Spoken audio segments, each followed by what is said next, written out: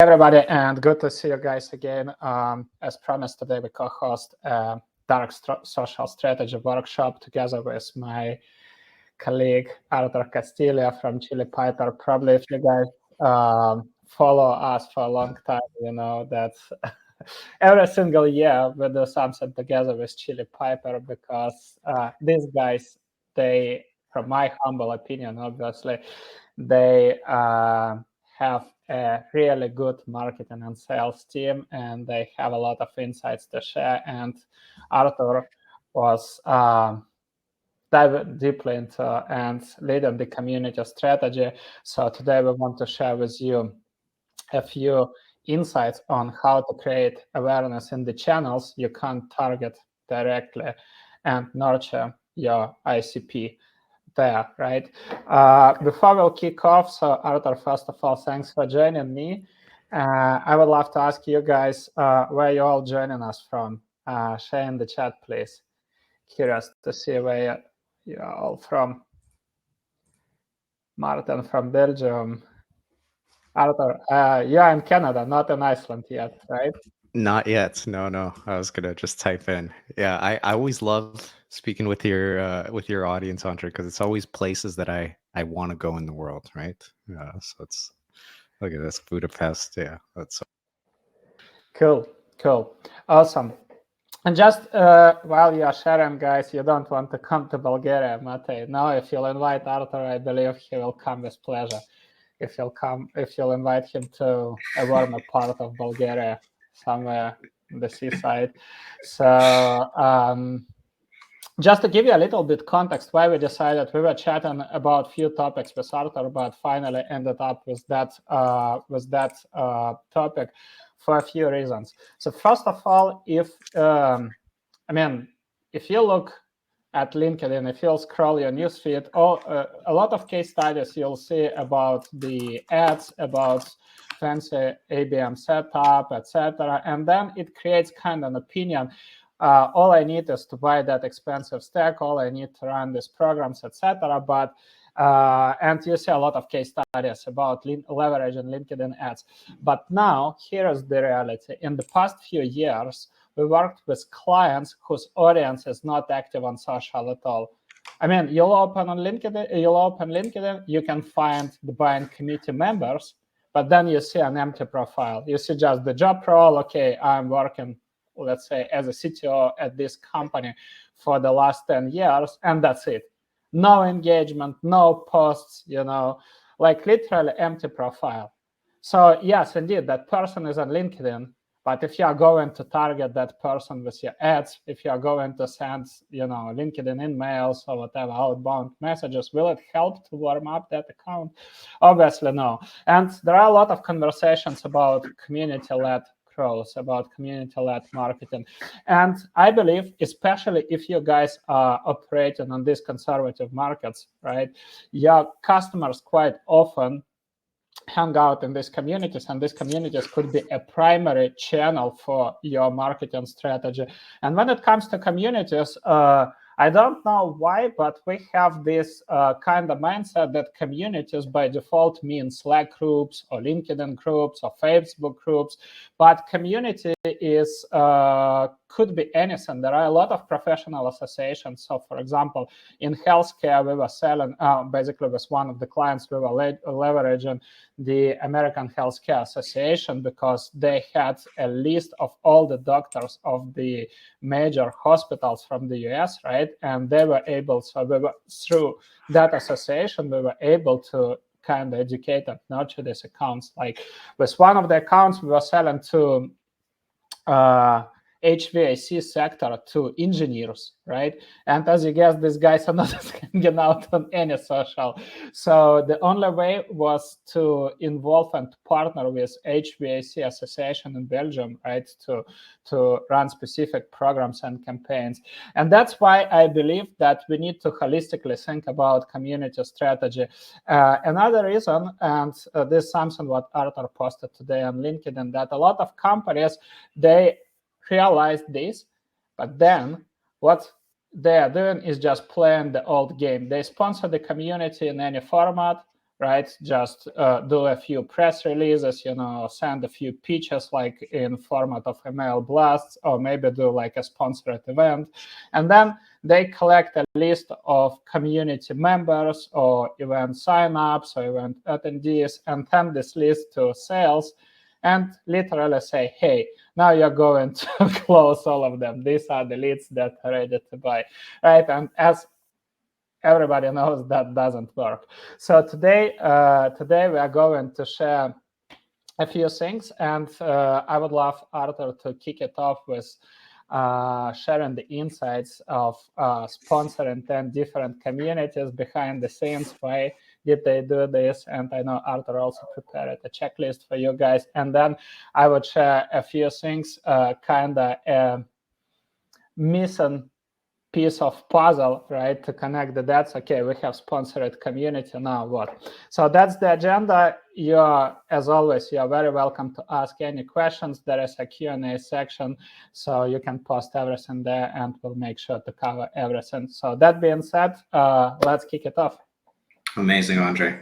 It's always such a pleasure chatting with you, and part of me was almost embarrassed as we were talking about this, because seeing your strategies, I'm like, this was the missing puzzle piece, like you said, to our investments in communities. But that's what I'm here to talk to you about today. And really good points you brought up, Andre. Like, I know I probably will be a little bit guilty of talking about the communities we sponsored. They're probably mostly Slack communities, but yeah, I'm living over here in my small little B2B tech world, and there's obviously, yeah, associations, and Andre's a master at this. I feel like you've worked with across so many different industries, so I'll share lessons of what we learned and ways that we've got better within our community investments. So hopefully you don't have to repeat the same mistakes that we made over here at Chili Piper. You can learn from some of these and take some of these plays away and really get a lot from your community-led growth playbook. So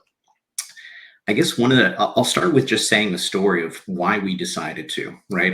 This was right around, I believe, 2020, 2021.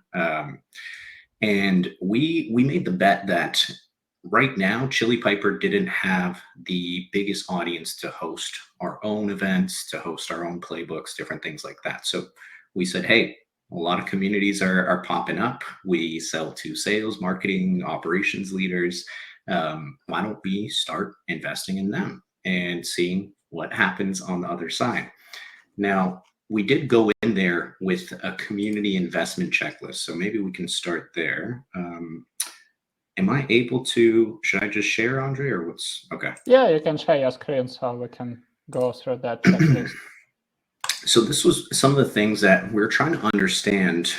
A couple of things, right? And I can try and make this bigger too, so folks can see. One, we're trying to understand if our audience, like, is the community even engaging, right? So we would ask stuff like, what are the most popular channels? A lot of communities break down their channels by topic. We're trying to see, okay, which specific channels that, okay, yeah, we can resonate with that. There's a common thread in there. Another key one is how many responses per thread, right? You don't want to see something, ideally you want the community itself to be driven by discussion. And I know sometimes it does take admins to come in there and say, hey, this is a poll we're running, or this, we've been talking to other members. Is anybody else feeling this way? And that's good. But you want to also see that a lot of these communities are starting discussions themselves, right? These are engaged prospects, future customers that are having discussions around ways to be better at their job. So we wanted to see that. Another good measure is how often people are logging in, right, on a daily, weekly, monthly basis. And I will say the communities that have their infrastructure in place, they will have a lot of these things, and they can look it up for you. So if you're thinking about investing in communities, this is a great place to start. Of one, is there even good engagement within the community, or is it more driven by the community and the admins themselves? Then we wanted to start understanding, hey, if we were to invest in this community, what does that look like from a perspective of our buyers talking about the things that we think we can help them with, right? So at a bare minimum, you want to ask, is my company at least being mentioned within these, right? 90, 120, 180 days, just to see. And the community admins, they can quickly look up, in our case, Chili Piper, how much it was mentioned. Hey, it was mentioned 57 times the past 90 days. So I got that from one community. I said, wow, it's great. So clearly somebody is that folks are talking about us within this community. That's a good sign.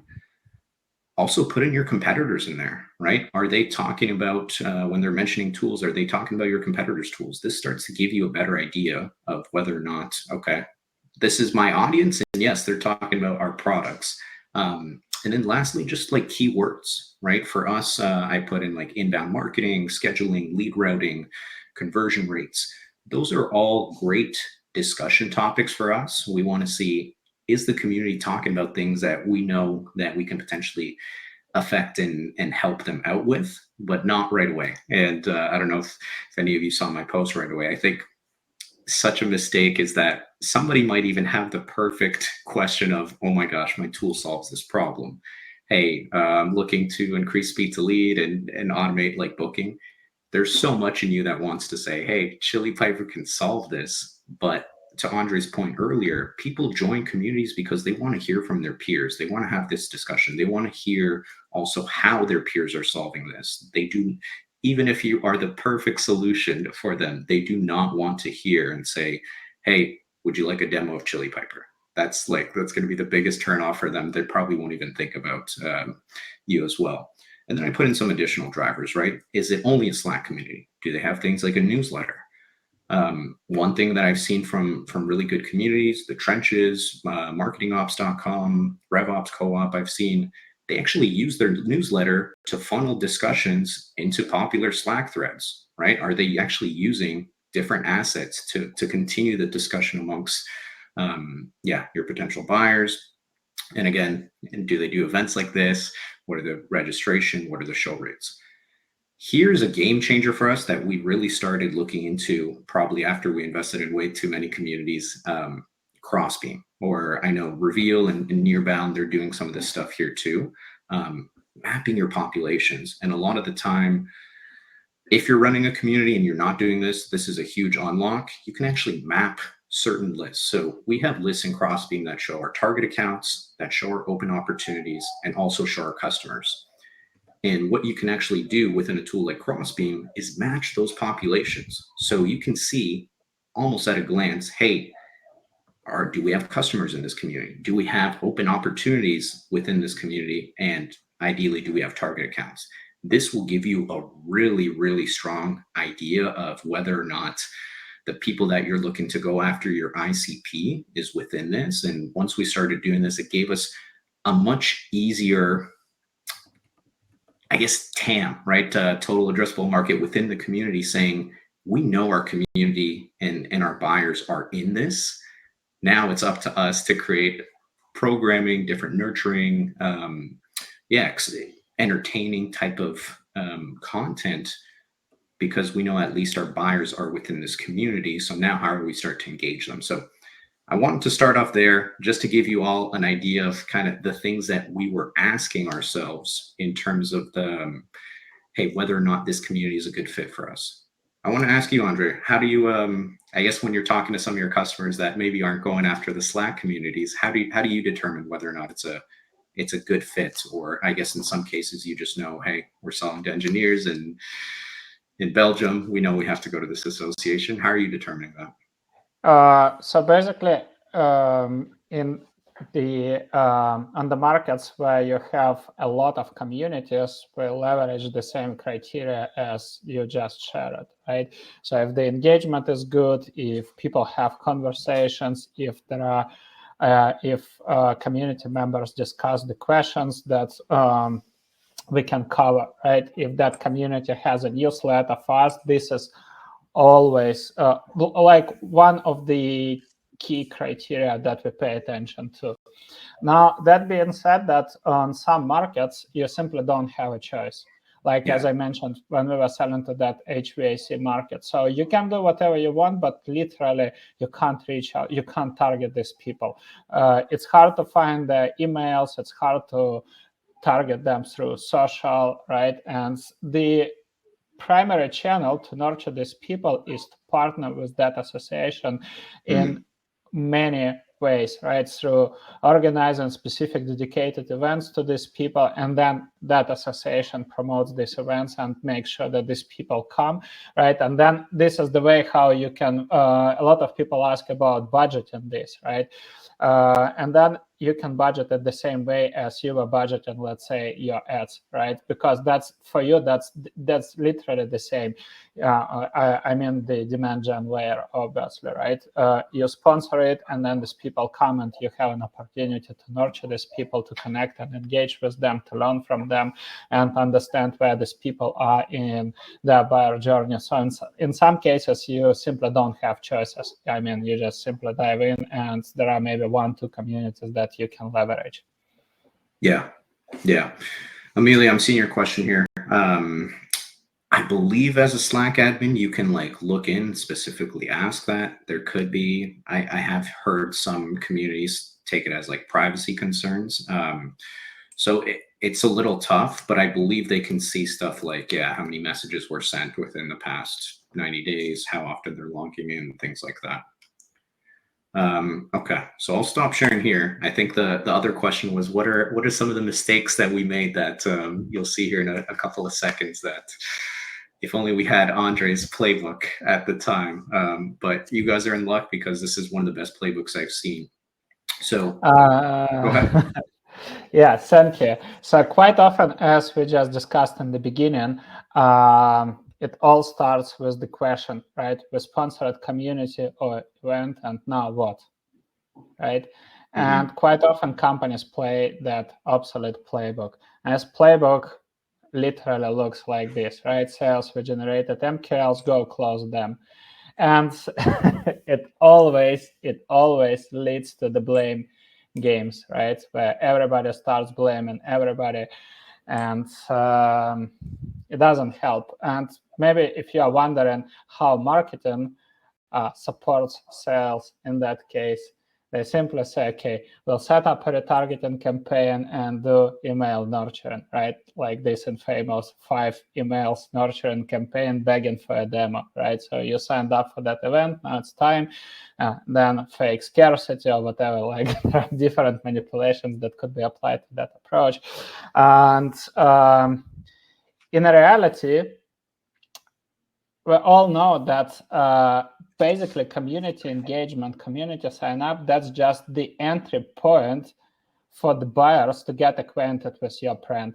Obviously, in some communities, there are few people that are already aware of your company, of your product, but for the majority of them, you'll be a new vendor, right? And when it comes to being a new vendor for the community, it means that you don't deal with the zero credibility, you deal with minus credibility, because a lot of people, and I'm now just talking about the conservative markets, a lot of people are suspicious, right? So if that vendor sponsors the event, are they going to sell me? That's just the first mindset they have. And especially if you want to do the field events, right? Now, if you want to do the offline event and gather these people, they already have this mindset, okay, they're going probably to pitch me, right? Otherwise, what's the point of arranging that event? And that's the problem. If you are wondering where this mindset comes from, it comes from how most companies are marketing and selling nowadays, right? That's exactly what they do. Whenever they arrange the event, it's just like a pure product pitching. So that's the problem. And we need to keep that in mind. We need to keep in mind that we need to somehow prove that that event would be valuable for people if they would attend, or that engagement, right, would be valuable for people. And I'm using events as an example, but obviously there could be way more let's say collaborations that you can leverage. You can run, you can co-host a market research with that association, right? Collect insights from these people.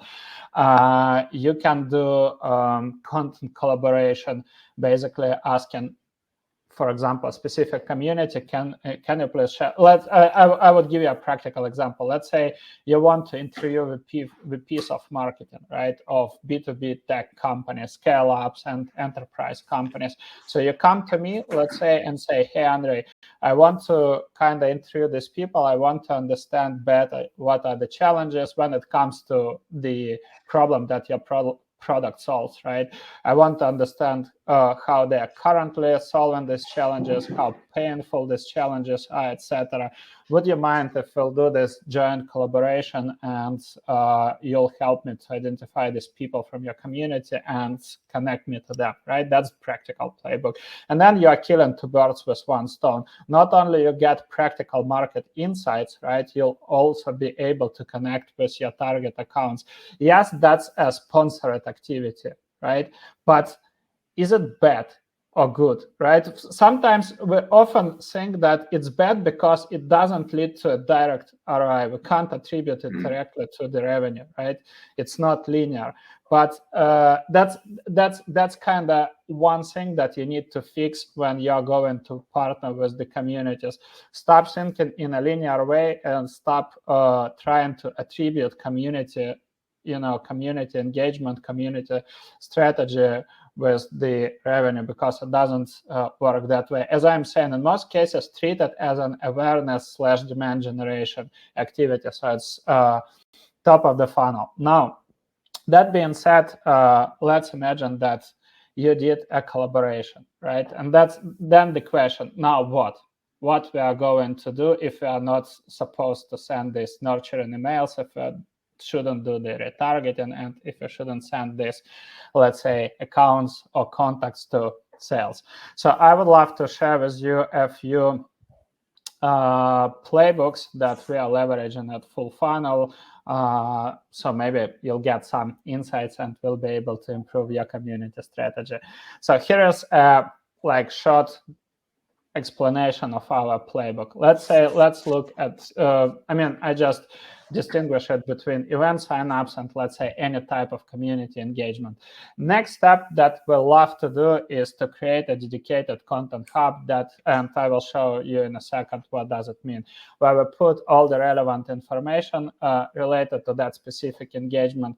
Why? Because that way we can track the content consumption and identify the engaged accounts, and based on this, do a meaningful engagement with these people. Next step that is, in most cases, missed is the account qualification and segmentation. What's the point of reaching out to people who don't belong to your ICP? Let's say marketing got a list of 500 people and half of them don't fit your ideal customer profile. What's the point of sending that list to sales? In most cases, I might be wrong, but in most cases, I know marketing never does the account qualification, never checks to if that account fits ICP or if that account doesn't fit ICP, right? And the same philosophy you can apply to tier segmentation, because not all of these contacts were created equal, right? If there are companies that belong to a tier 1, to the companies with the highest revenue potential, should you send them this generic, pitch and add them to this generic retargeting group? The answer is obvious, no, right? But most companies do exactly the opposite.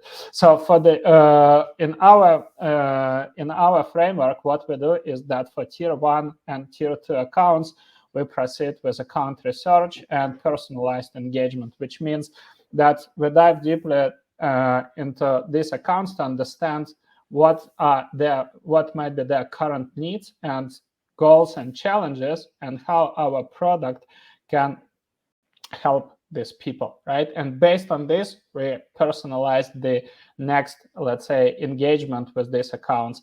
And tier 3 accounts, in that case, we add them to the relevant demand generation layer, which I would explain you in a moment, and we'll share with you an example, right?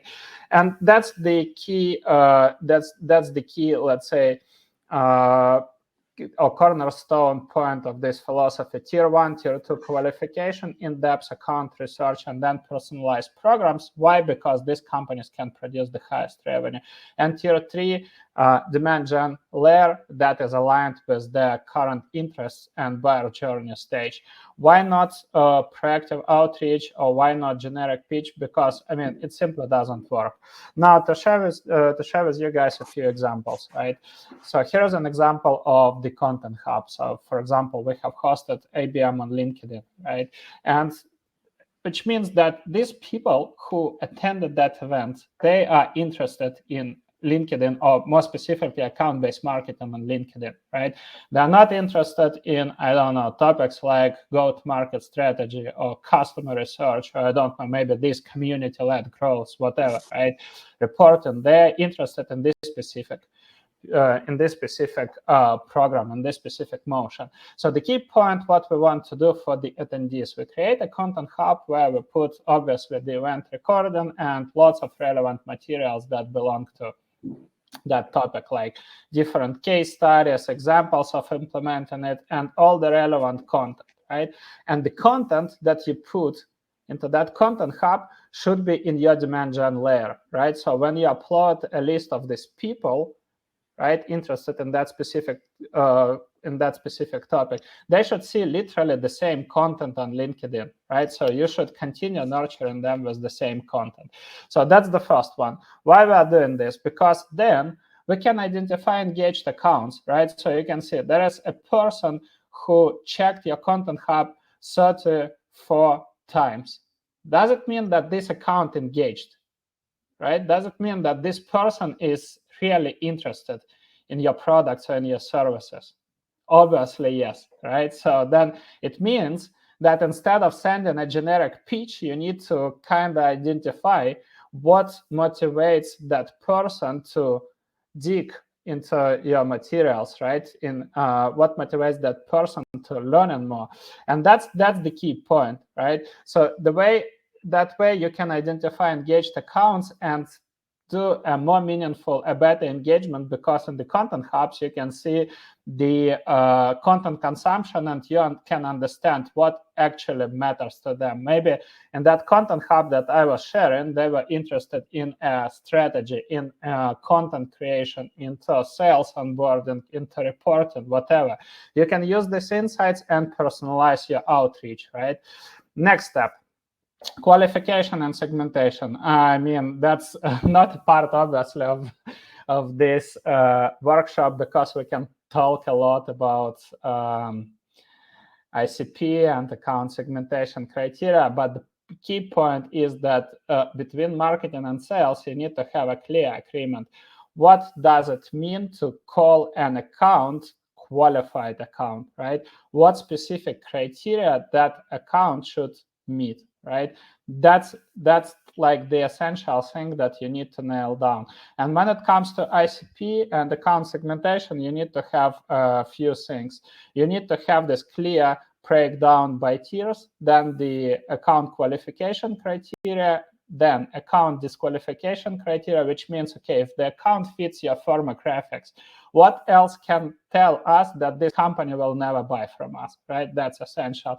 Next, the buying committee members, because again, you'll get a list. Let's say you do the community engagement, you get a list of people, and these people could belong to different buying committee roles. Some of them might be your decision makers, but some of them might be champions, right? So they don't have the decision-making power. And your goal with these people, right? And your goal, what you actually need to achieve is to kind of armor your champions with enough arguments and content to sell your product inside their organization, right? These people should come to their boss, to their stakeholders, and say, hey guys, you know what? I was investigating, we have these specific challenges and I found a cool solution. This is a product. This is how we can apply. This is how we can use that product, right?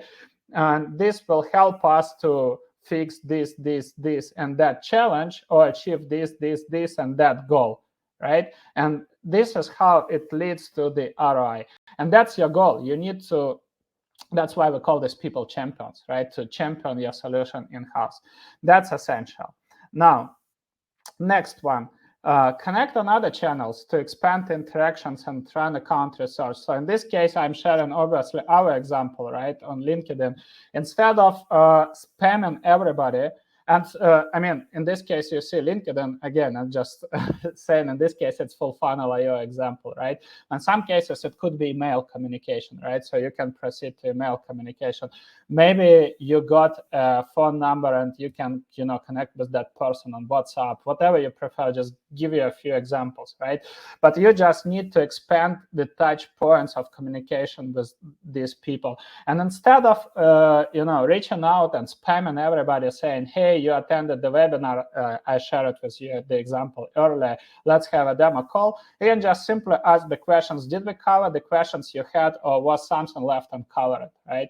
If yes, feel free to share, I'm happy to help. And then, because that webinar was about go-to-market strategy for 2024, right? The webinar that we co-hosted with Vladimir a few weeks ago.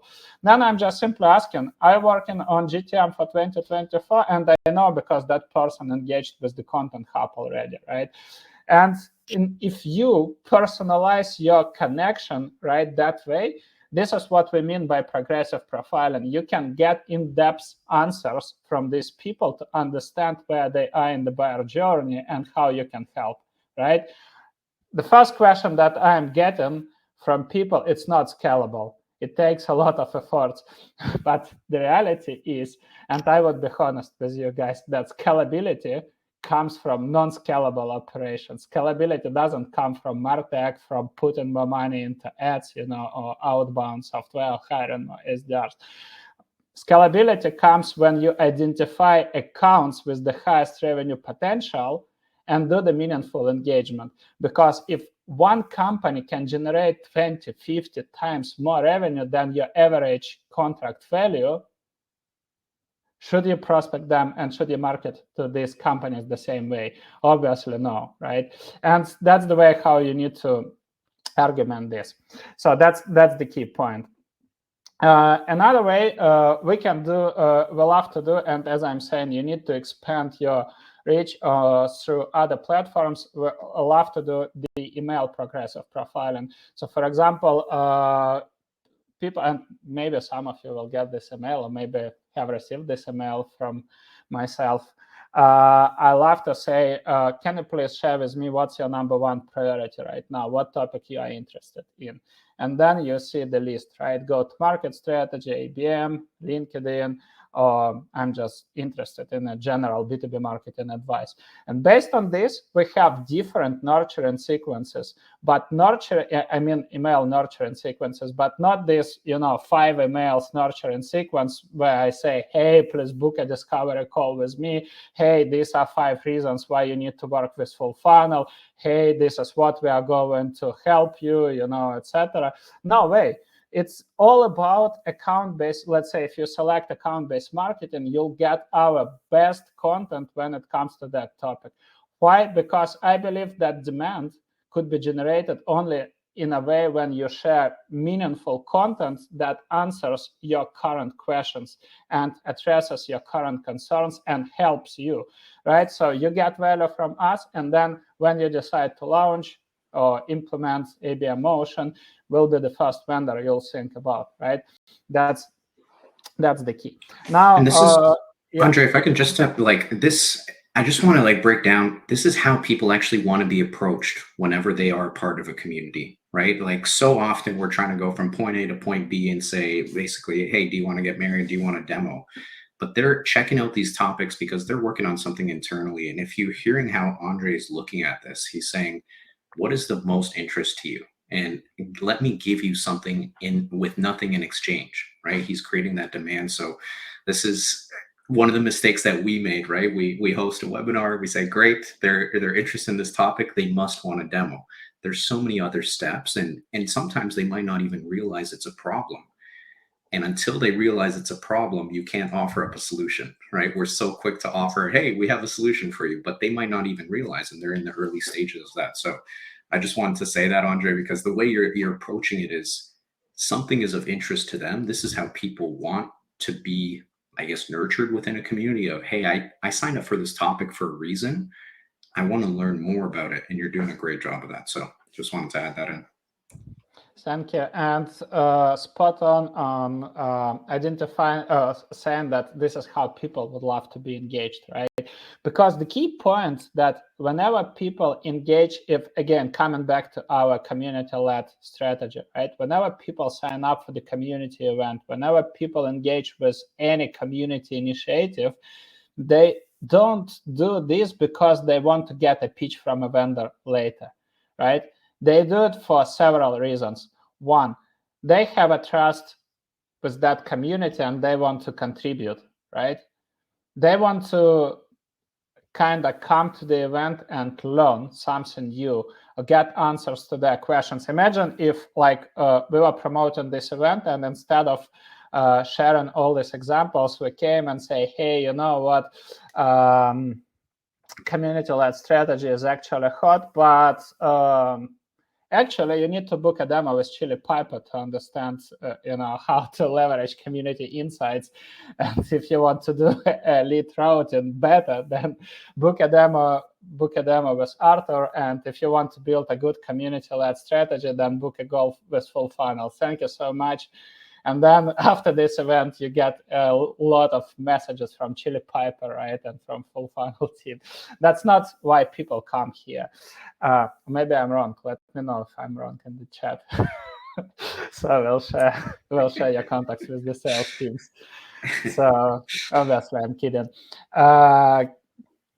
So that's the key philosophy, right? And when you start looking at this through the community lenses, through the community members lenses, right, you can drastically improve your approach.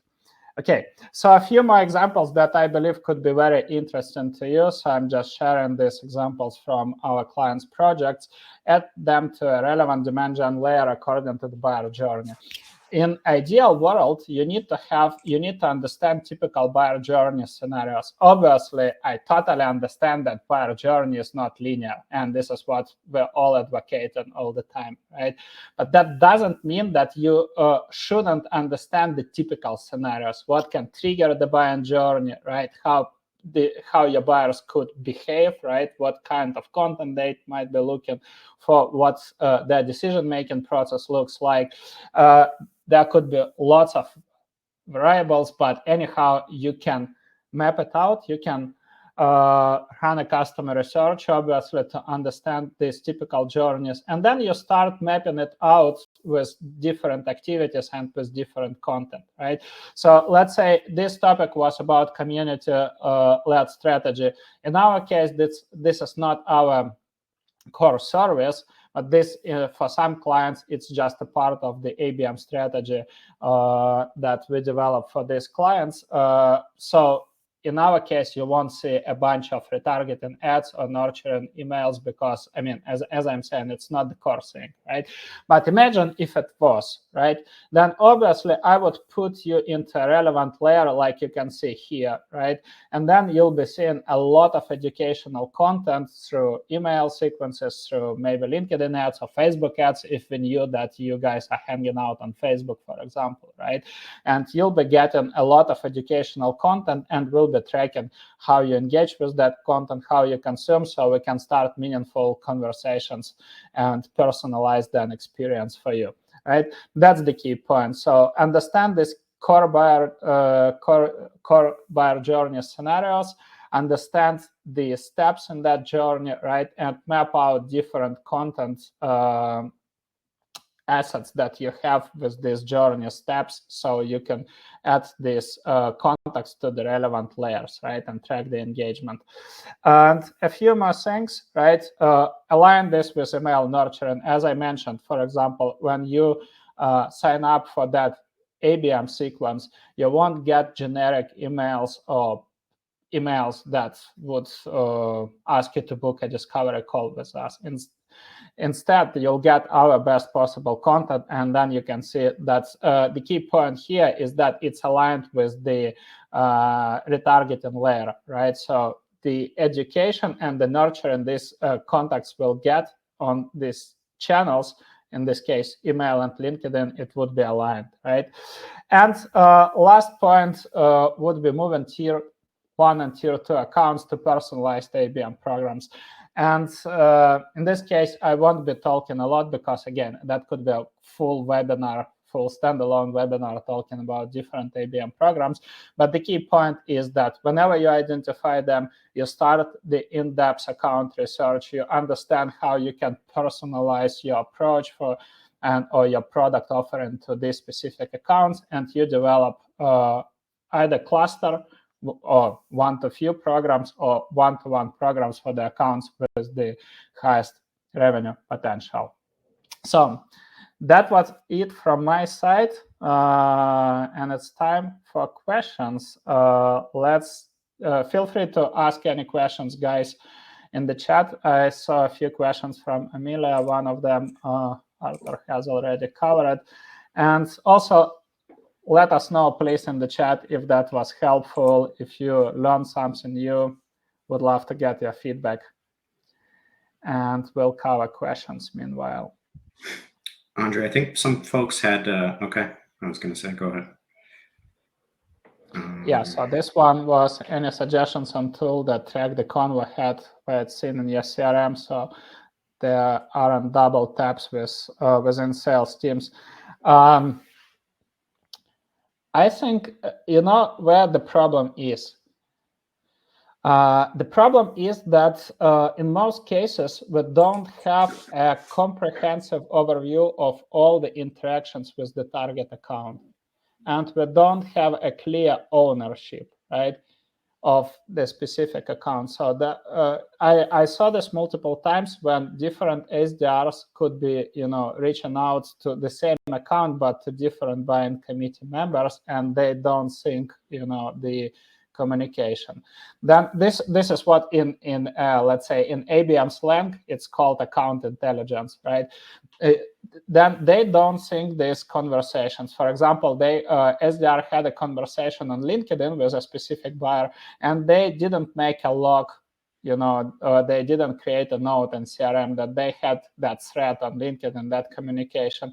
And then, for example, somebody new, they don't know that information, they pick up that contact and they start reaching out. So the problem here is to fix it's common more to marketing and sales operations.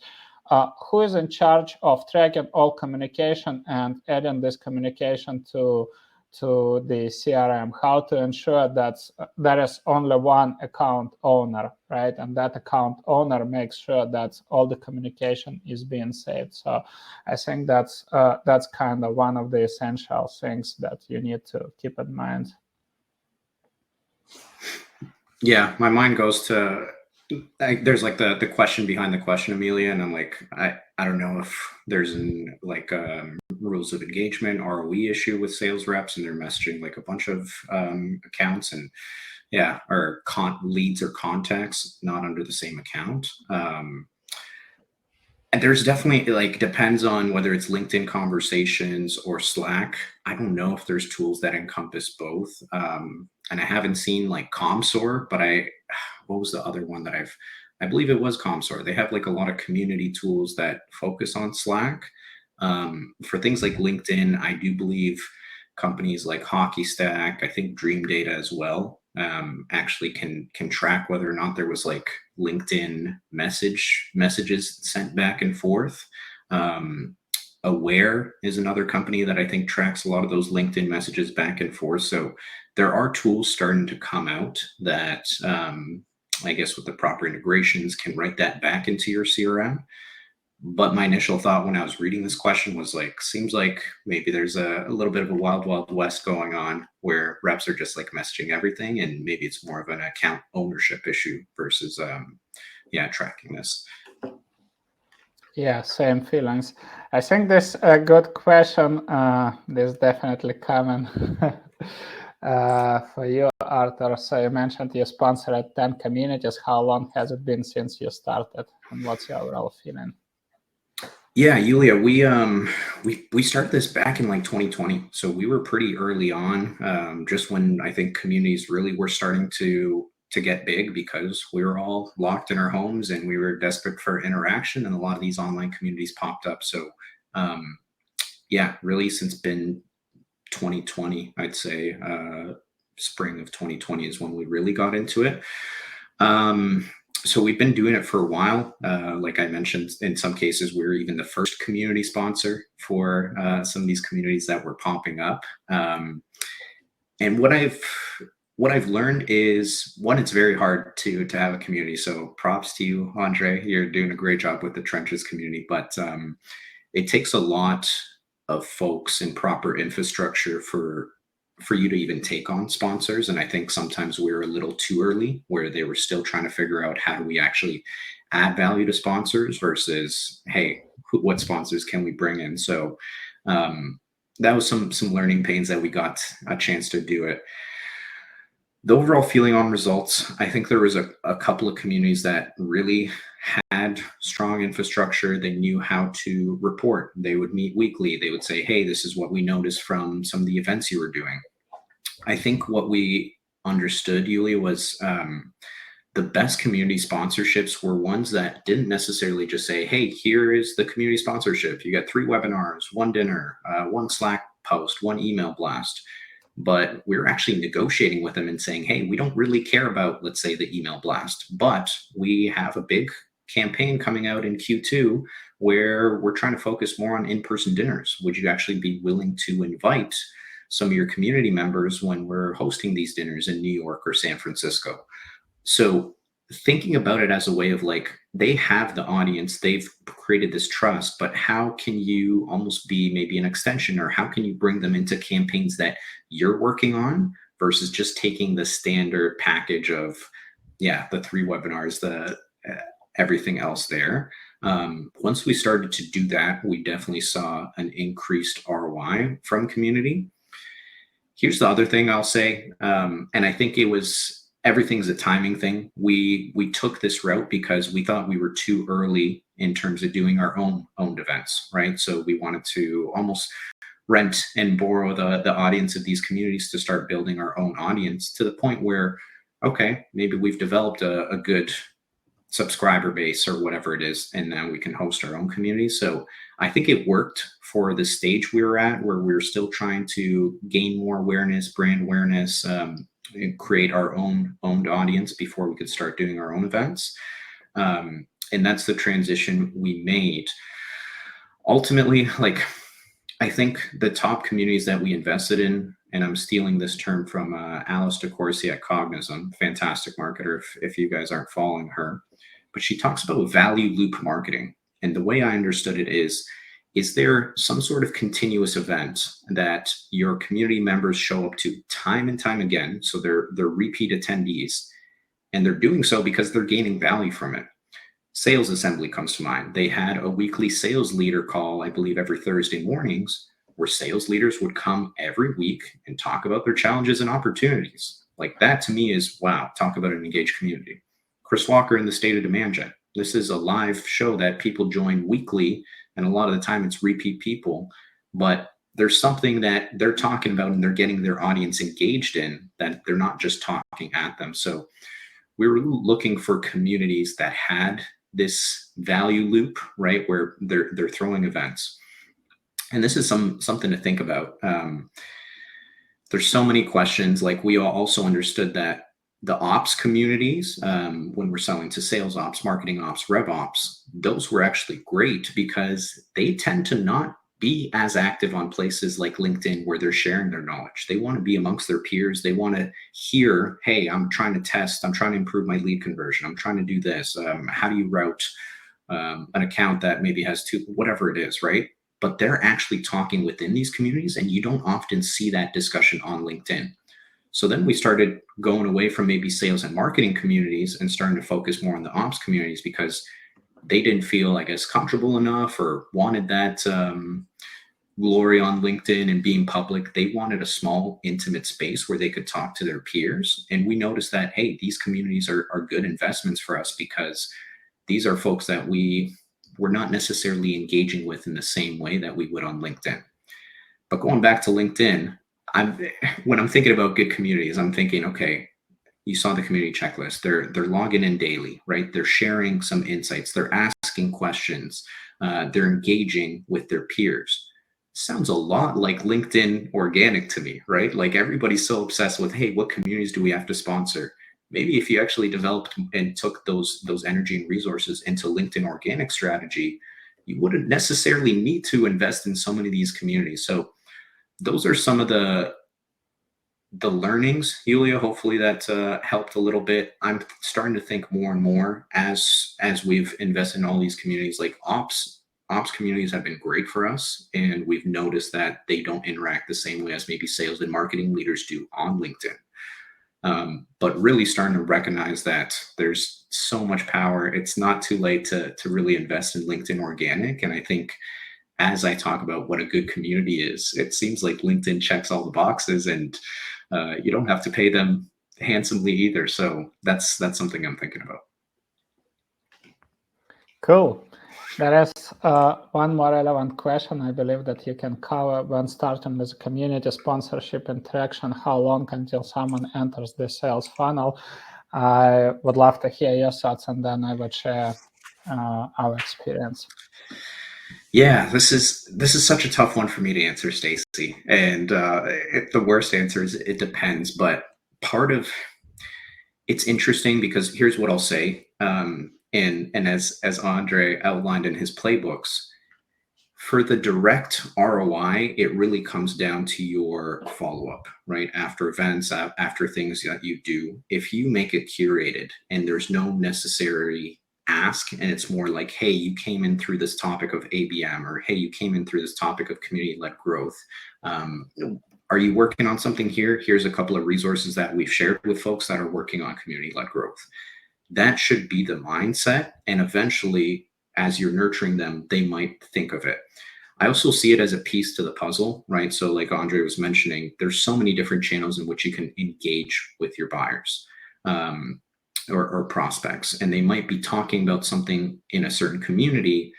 And maybe you actually like take that and say, hey, we just notice in this community that 10 marketing ops leaders were all talking about this. Is this a major issue with somebody else? Maybe you tag them and say, hey, would love your thoughts on this, right? So you're finding ways in which you can communicate with them outside of the community. When I read this question, it's like, how quickly will I see ROI from investing in community? And I think that's a very, it's tough to think of it that way. And I know sometimes we are measured on that. But I think you can, for events, you can maybe look at, are we progressing them down the funnel? And it's really in your post-event follow-up strategy. But Andre mentioned so many good other community type of plays. We have co-sponsored like research and surveys. And this is exactly what your community and people you're selling to want to hear. They want to hear other people's experiences. And you can even say, hey, here's the state of inbound conversion. Here's the state of ABM. Here's the state of lead routing. And then actually engage them in those. So to give you an idea, Stacy, what we did with MoPros, marketingops.com now, we did a survey with them. Then we did like a Slack takeover of one channel. And we actually told people that we were doing the survey. Sign up, fill out the survey. Then we actually did a webinar discussing the results of the survey. So you can see how we're not just saying, hey, we hosted one event. Do you want a demo? Hey, we don't really know your community, but we just became a sponsor. Do you want to check us out? We're trying to create a narrative of getting in front of our audience more, saying, this is what we're curious about. We want to hear from you, the community, on the state of lead routing. And by the way, we're actually going to host an open discussion webinar style where we're going to discuss the results of the survey live and in person, and then get more of a qualitative feedback. I think if you start to do this and you think of it more of as an integrated campaign, you will start to see more success. But yeah, I guess my best answer is you'll get maybe more of that direct ROI in the event follow-ups and your event follow-up playbook. At the same time, you're building brand awareness. You're building like generation for at least the problems you solve or being associated with a certain topic or theme. And then you can progress them further down the sales funnel. But that's just my thoughts. Andre, what do you think?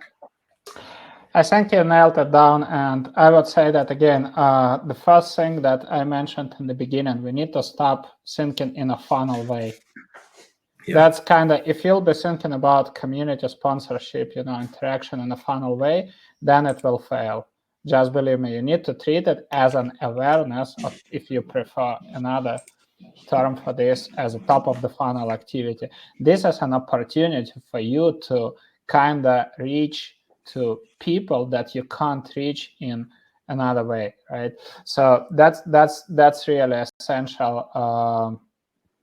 How you need to think about it. Next, you need to kind of, if you want to leverage the word sales funnel, you need to kind of involve these people or try to add them to your sales funnel. And that's why we were sharing these examples, right? You personalize your engagement, you track the content consumption, you personalize the nurturing, right? Because that's a part, nurturing is a part of the sales process, right? This is essential. So these are the ways, and obviously you start the communication with these people on different platforms, right? That way you can ensure that these people are part of your, let's say, sales approach, because sales without pre-nurturing, I mean, it's just a lead generation spam, right? That's the reality. So this is what you need to keep in mind. One more thought I had on this, Andre. Stacy, I'm thinking, like, I know we're telling you to move away from the funnel, but another way I'm looking at it is they probably won't purchase your tool without visiting your website, right? So can you at least get them towards your website and say, hey, you came in through this topic, we just published this really cool piece on our website, get them on that website. That way you at least have a little mini funnel of saying, hey, these are all the people that attended the event, they were interested in this topic and they actually came to our website. And then you can maybe go down that route of retargeting and things like that. So if you want to create a mini funnel for yourself, look at maybe how often can you get them back to your website. What do you think of that, Andre? Am I off base there, or do you think that's a decent little goal to have?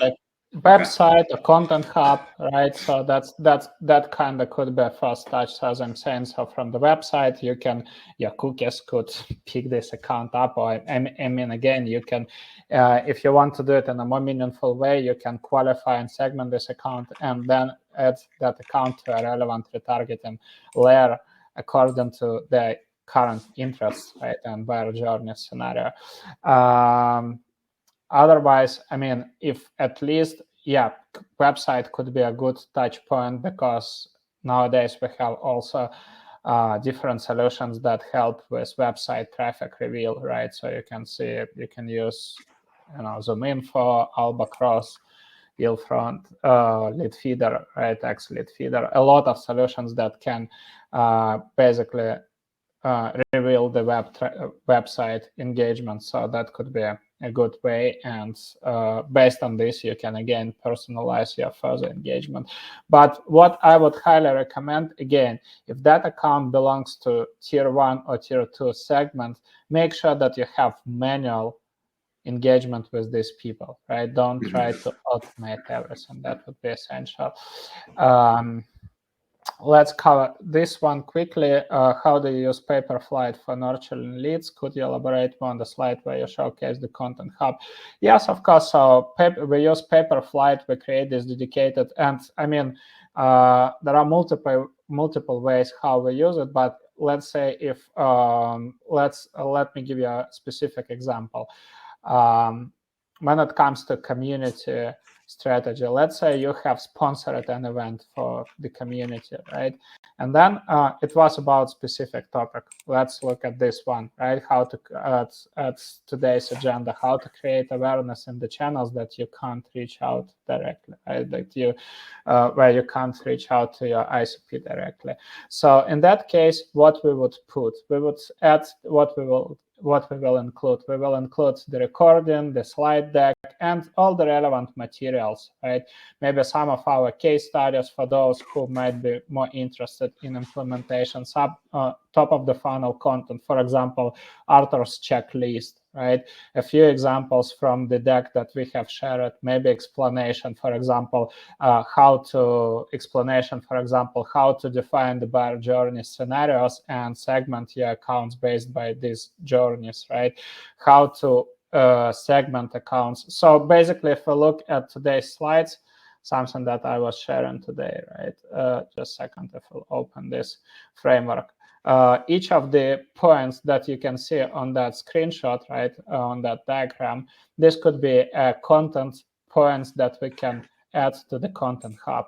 And based on this, basically Paperflight reveals the content consumption. I know that, let's say, you have visited it multiple times, you spent 1 hour in this hub, and I know what content you have consumed. Based on this, I would reach out and I would kind of personalize my communication with you. So that's kind of using it.